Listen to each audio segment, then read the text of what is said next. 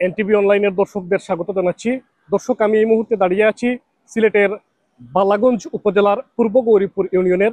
এখানে অতিবৃষ্টি এবং পাহাড়ি ঢলের কারণে গত প্রায় এক সপ্তাহের উপরের বেশি সময় ধরে এই এলাকায় যে আপনারা জলাবদ্ধতা সৃষ্টি হয়ে গেছে।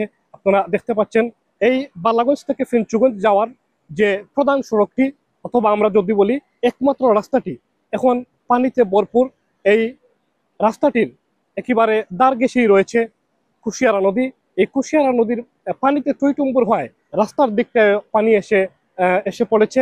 তাই বালাগঞ্জ থেকে ফেঞ্চুগঞ্জ এবং ফেঞ্চুগঞ্জ থেকে বালাগঞ্জে যাওয়ার যারা জনসাধারণ রয়েছেন তাদের চলাচলে খুবই কষ্ট হচ্ছে। দর্শক, তাছাড়া যারা যানবাহনগুলো রয়েছে সেই যানবাহনগুলোর এদিকে যাতায়াত করতে খুবই দুর্ভোগে পড়তে হচ্ছে পানির কারণে। একই তো পানির পাশাপাশি এই রাস্তা খুবই ভাঙ্গাচোরা।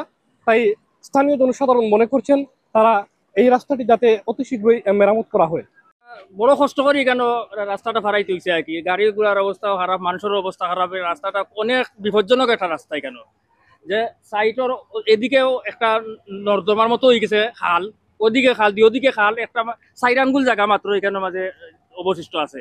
দিও সাইটের জায়গাটা মানে আটুইমা পর্যন্ত এবার গাড়াউনি।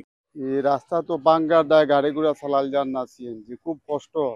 এই গাড়ি দুই একটা অ্যাক্সিডেন্ট হয়েছে, এরপরে খুব বিয়ারিং গাড়ির বাঙ্গর স্কেল বাঙ্গর, হ্যাঁ পানিও আটু পানি হয়ে গেছে, গাড়ি চলাফেরা করা যান না। আমরা ভাই আর কি যে চলাচল হইতে একটু সমস্যা হর, তবে এখানে যে বাঙ্গা রোড গুলা এগুলা একটু লিজা আইছে। বাট মেঘের বন্যায় আবার নতুন করে বন্যা হওয়ায় তো পানি আরো বেশি ভাঙিছে, তার লাগি বর্তমানে কাজ করাটা সম্ভব না।